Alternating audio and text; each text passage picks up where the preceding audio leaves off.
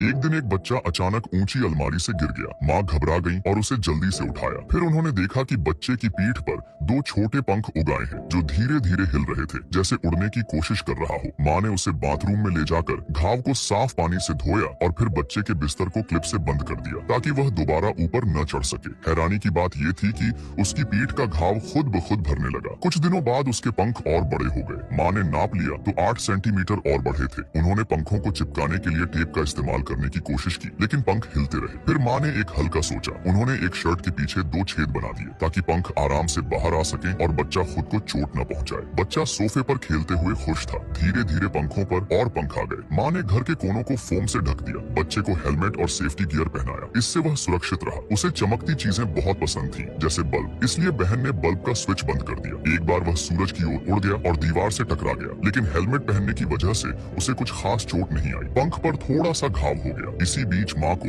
एक छोटी लॉटरी जीत गई जो पहले कभी नहीं जीती थी। उन्होंने बच्चों को लेकर कुछ अच्छा खाने का सामान खरीदने के लिए सुपरमार्केट का रुख किया। जब माँ बहन के लिए कुछ सामान देख रही थी, बच्चा अचानक गायब हो गया। थोड़ी देर में लोग देखने लगे कि एक बच्चा हवा में उड़ रहा है। सब हैरान रह गए। माँ और बहन उसे नीचे से बुलाते रहे। सुपरमार्केट खाली करवाया गया और सिक्योरिटी गार्ड उसे पकड़ने की कोशिश करने लगे, लेकिन पकड़ नहीं पाए। तब माँ ने सुझाव दिया कि ऊपर की सारी लाइट्स बंद कर दी जाए। पंखों वाला बच्चा रोशनी की तरफ उड़ने लगा और जैसे जैसे नीचे आया, एक गार्ड ने उसे पकड़ लिया। बाद में बच्चा अस्पताल ले जाया गया। वहाँ के डायरेक्टर ने माँ से कहा कि बच्चा वहीं रहे ताकि उस पर रिसर्च की जा सके, लेकिन माँ को ये मंजूर नहीं था। माँ और बच्चे को चुपचाप अस्पताल के पिछले दरवाजे से बाहर निकाला गया और एक टैक्सी में बैठाकर भेज दिया गया। यह खबर पूरे देश में फैल गई। मीडिया लगातार उनके घर के बाहर जमा रहने लगा। तभी बच्चे का पिता भी लौट आया, जिसे पहले छोड़कर चला गया था। वह बेटे को देखकर हैरान था और खुश भी, लेकिन जब उसने देखा कि बच्चा उड़ते हुए दीवार से टकरा गया तो उसे चिंता भी हुई। उन्होंने अस्पताल के डॉक्टर को घर बुलाकर इलाज करवाया और सोचने लगे कि पंख हटवाने हैं या नहीं, लेकिन पंख उसकी रीढ़ की हड्डी से जुड़े थे और ऑपरेशन बहुत महंगा भी था। तब पिता ने प्रेस कॉन्फ्रेंस कराने का विचार रखा। अगले दिन पत्रकारों के सामने